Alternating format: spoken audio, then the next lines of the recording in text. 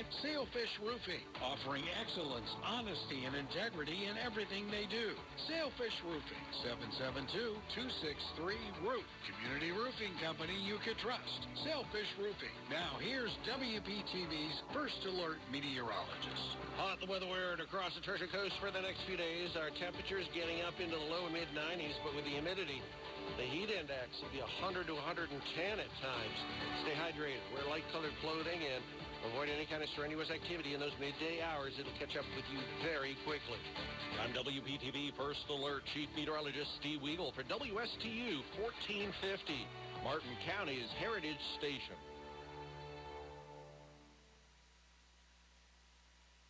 You are listening to WSTU, Stewart, Jensen Beach, Hope Sound, Martin County's Heritage Station. It's time now for the Casey Ingram Show on WSTU. The opinions expressed are those of the program host and guest and not necessarily those of WSTU. WSTU does not endorse products that may be mentioned. Any reproduction or retransmission of this broadcast is strictly prohibited without written consent of WSTU. It's time to call in with your questions and comments at 220-9788, 220-WSTU. And now, here's Casey Ingram. Good morning, and it's good to be back here on another beautiful Wednesday. We're coming to you from the Stewart studio here in our beautiful Treasure Coast, right off the St. Lucie River. And we continue on this week with our Meet Your Candidate series. Folks, watching the mail, our great supervisor of elections, Vicki Davis, she's sending out a sample ballot. I want to urge everybody to really realize Martin County races will be decided on August 23 in the primary. You will not have these races to vote on in November, so make sure you vote in the primary. So many people wait for the general election, it'll be too late. So, and as always, if you have a question for the candidate, please use the Facebook Live feed. I'm watching that feed. We cannot take calls in the studio at this time, but definitely will watch the Facebook Live feed. And also, of course, as always, I want to remind you about the best kept secret in Martin County. You can come by boat or stroll the boardwalk, explore what the best kept secret has to offer. Features local artists, an Airbnb, art gallery, boat charters, marina, craft and creamery, craft beers, wine, and 24 flavors of ice cream. Something for the entire family. You can rent paddleboards, you can rent bikes, and it's the Fish House Art Center down in the Pocket in Port Salerno. I tell you what, they have some renovations going on, but they are open, they're ready for business, and it's really a fun place to go with you and your friends, your family, or your out-of-town guest. You can look them up online ahead of time at thefishhouseartcenter.com or call them up, 221-5482. And for you boaters, they have a marina as well. So literally something for everybody. And also the Indiantown Marina. It's one of South Florida's best boat storage facilities. It's located inland on the Okeechobee Waterway. Really is probably the best protected hurricane hole in the area. Definitely give them a call. It's hurricane season. You want to have a place that you have a reservation for safe harborage. Give them a call at 772-631-3272. I can tell you that once a hurricane is named, it's going to be just about impossible to find safe harborage for your boat anywhere in this county. So Indiantown Marina, great place. And it's also a do-it-yourself or full-service boat yard. So if you need any work done on your boat, that's the place to go, Indiantown Marina. So today I'm very excited. We've had Amy Pritchard in, and we've had Jen Russell in, and today we have Liz Bernstein in. And you are running for District 3 School Board. Liz is a native Floridian who grew up in Martin County. She's running for the Martin County School Board to give back and be of service to the community she deeply loves. Liz's strong public school education at Hidden Oaks Middle School and Martin County High School gave her the skills she needed to be successful in her undergraduate career at the University of Central Florida and in obtaining her master's degree in economic policy at Boston University. Her time in graduate school and her professional career kept her away from Paradise for about 12 years, but late in 2019, she and her husband were able to move back home and now reside in Martin County. Liz grew up around hardworking parents who gave back and valued this community. They helped foster her love of service, which has been the most fulfilling aspect of her life. In her professional career, she was a civil servant, working as an economist for the Bureau of Economic Analysis. She was responsible for the private wage and salary estimate for the entire nation and was asked to join the prestigious GDP Review Committee. Later, Liz worked directly for BEA's chief economist, where she helped to create a healthcare price index. While Liz loved her work, she wanted to do more to help people directly and serve her community in a more impactful way, so she launched her own business teaching yoga, Pilates, and meditation. So welcome, Liz. Welcome to our studio. Thank you so much for having me, Casey. Well, I appreciate all the candidates that put themselves out there to run for office. It's really a lot of work, and I know you're right in the middle of this campaign. And again, August 23, people, definitely that's the primary day, time to vote. But there's already mail-out ballots, so you might even be able to vote already. Absolutely, yes. So why did you decide to run for school board? Well, I'm concerned about our community. I'm watching my friends that are teachers in our community really struggling to even live here anymore. So I have lots of friends that I went to middle school and high school with that are now teaching at those same places, or, one friend in particular I'm thinking about is a kindergarten teacher. And they are struggling to live in the community that they grew up in, and they're very worried about the state of public education, which it's a valid concern considering we just were dropped to a B district. That's it is a valid concern. And speaking of the B district, the third grade reading scores as well. It's about 51%. Abysmal, yes. Definitely not acceptable. We're the second wealthiest county in the state of Florida, and we should have an education system that complements that. What do you think is going on there? It is abysmal and it's shocking. Yeah, I think there's a lot of little pieces. I think we need to really look at how the demographics of our county have shifted and not leave any child behind. So bilingual teachers are imperative, and right now we don't pay enough to hire, a true bilingual teacher. And the ones that we do have, we're at risk of losing. So I think it has to do with our demographic shift and the lack of our community really paying attention. It's not that anybody wants to leave those kids behind, right? Like we all of us in Martin County, I think, love every citizen of Martin County and want the best for us because we realize how much our local school district impacts our local economy, our local businesses, everything. So this is a community effort and problem, and that's why all stakeholders need to be involved. So I don't want to say that I think it was intentional. I think that it happened really quickly and we just didn't keep up with the change because there's a million other things also going on that we're trying to take care of. So I think it had to do with demographics. I think it has to do with a flight from the profession as well because of lack of respect, lack of pay.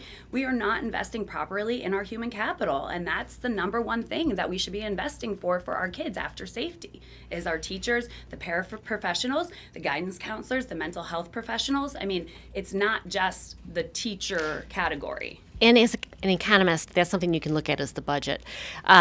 Where do you want to see teacher salaries at? What's going to be that magic number that makes it, okay, our teachers are going to want to stay here and work here?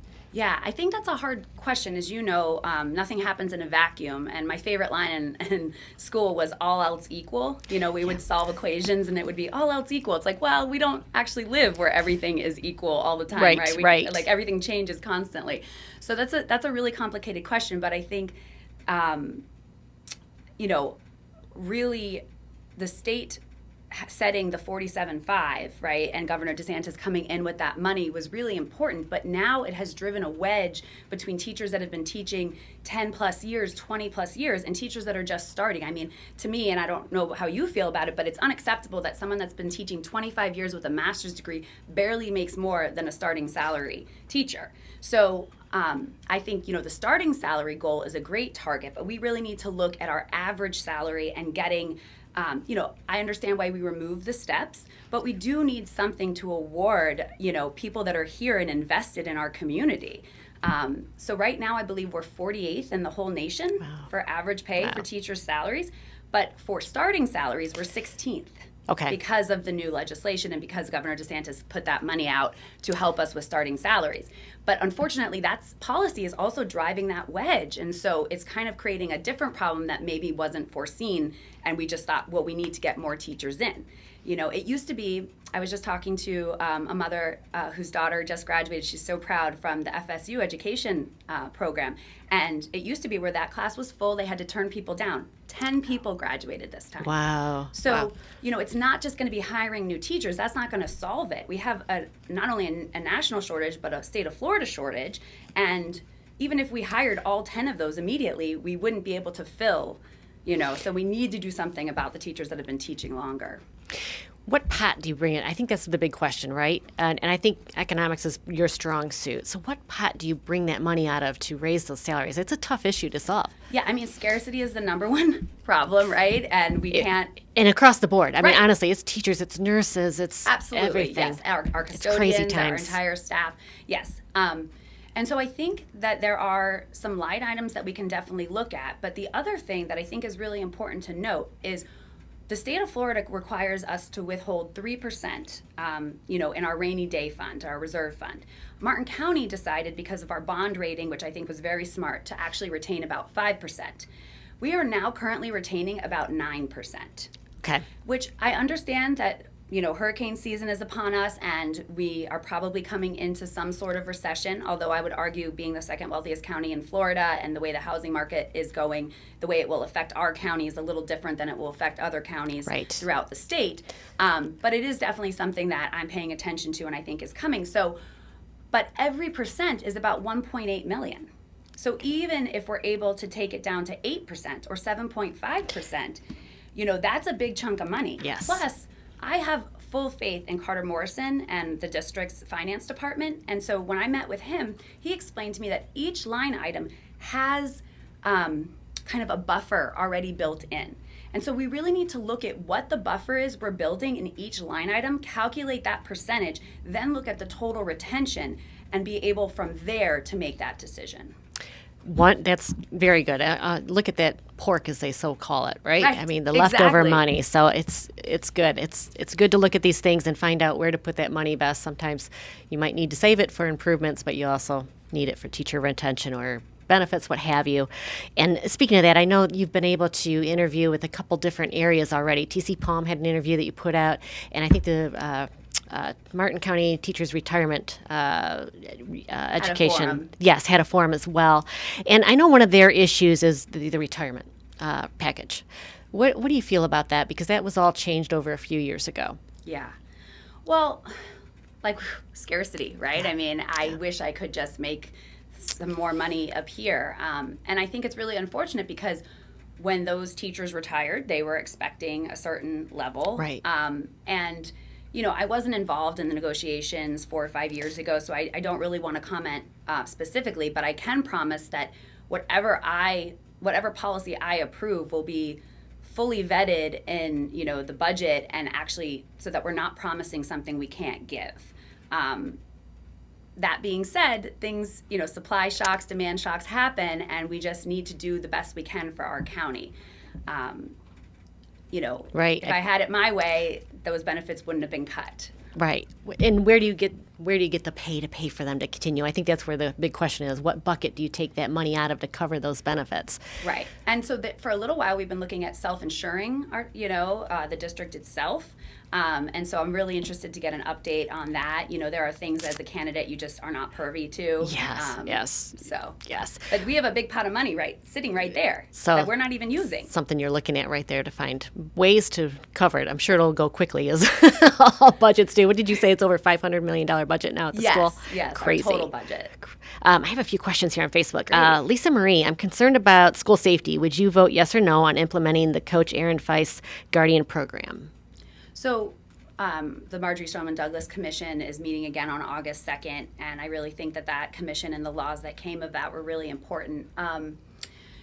I had the opportunity to meet with the head of school safety, Frank Frangella, and next week I have a meeting with the Martin County Sheriff's Office, Sheriff Snyder, and I'm going to listen to the experts on this. And 4 years ago, when this was first really brought to the state of Florida and all the counties and the school districts within the state of Florida, not only the Sheriff's Department, but also the school district and the head of school safety decided not to move forward with the program. They did not feel that 144 hours was enough training to have really anybody that is working at the school be able to carry a gun. And, I've been shooting guns my whole life. I grew up, my father was Special Forces Green Beret in Vietnam and took me to the shooting range all the time. And I know that if I was in a crisis situation where kids' lives or my life was at stake, even been shooting guns my whole life, I would still not feel comfortable. And I think we really need to listen to the experts here. Further, I think, again, it's a budgetary issue. So the onerous is on our county to pay for that training for the guardians.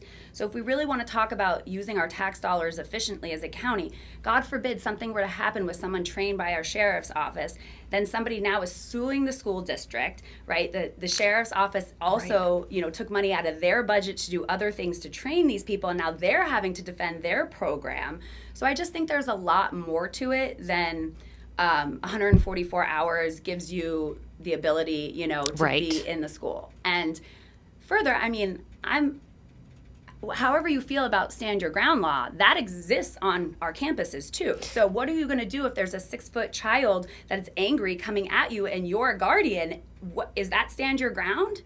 So I just think, again, there are a lot of nuances that, these larger conversations are not getting into that is the actual job of the school board member to look at those intricacies. Need to really look into it. And listen to experts. We've got a lot of questions, so you might want to go to my Facebook feed afterwards to help Okay, answer, because I don't think we're going to get through them all. But Casey, I have so many emails. Also, I apologize if you've emailed me and I have not been able to get back to you. I have probably 300 emails. oh my goodness, Yeah, okay. I'm so excited, though, that people are August reaching 23, out. folks. Yeah. Yes. Well, it's very important. The school board, I got to say, it's one of the most important seats here in our county, because it is. The children are our future.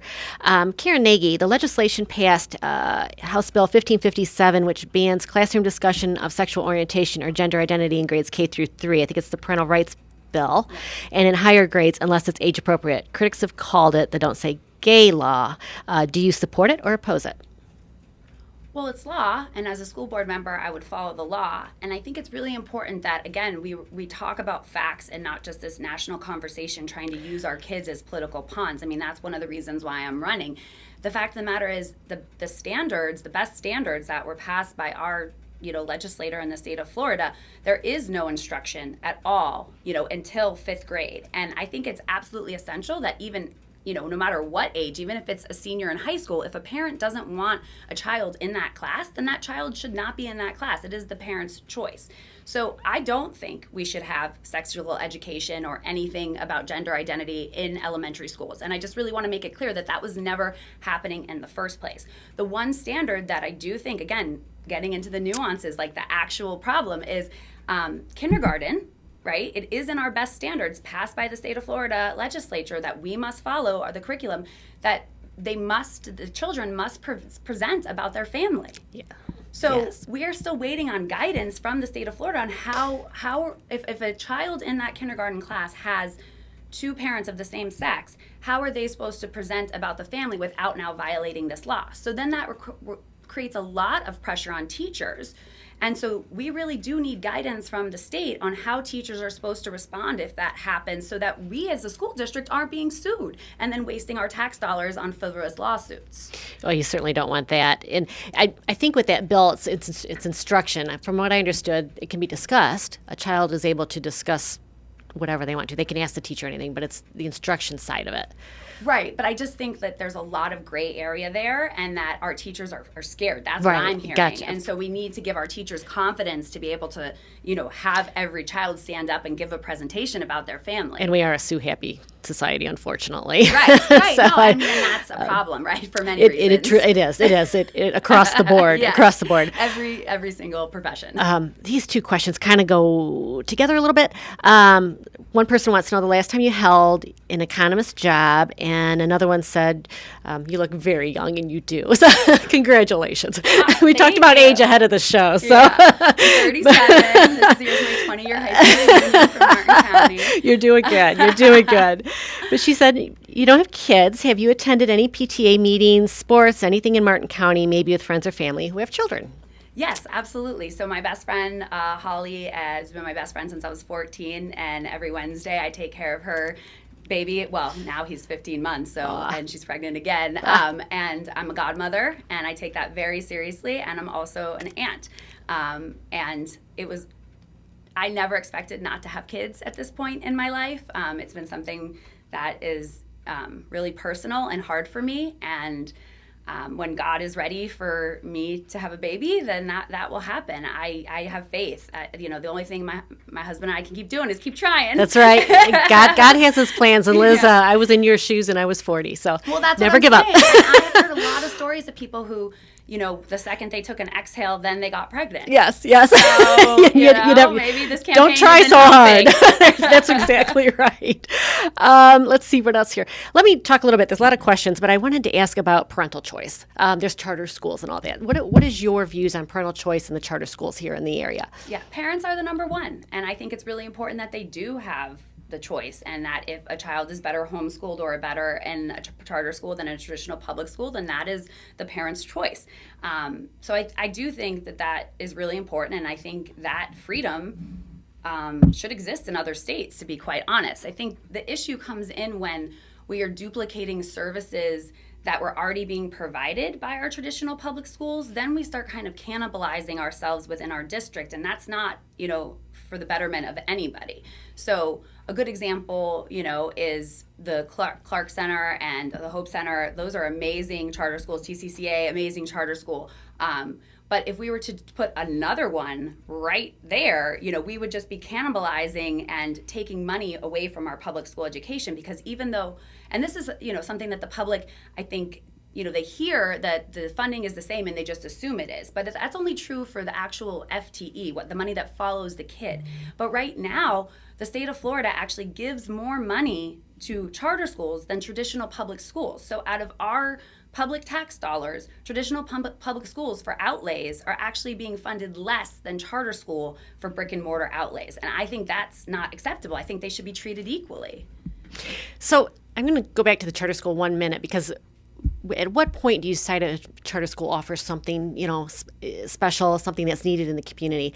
And I ask that because it's really, when TCCA was brought forward, that was the argument against it, was it's not bringing anything unique to the community.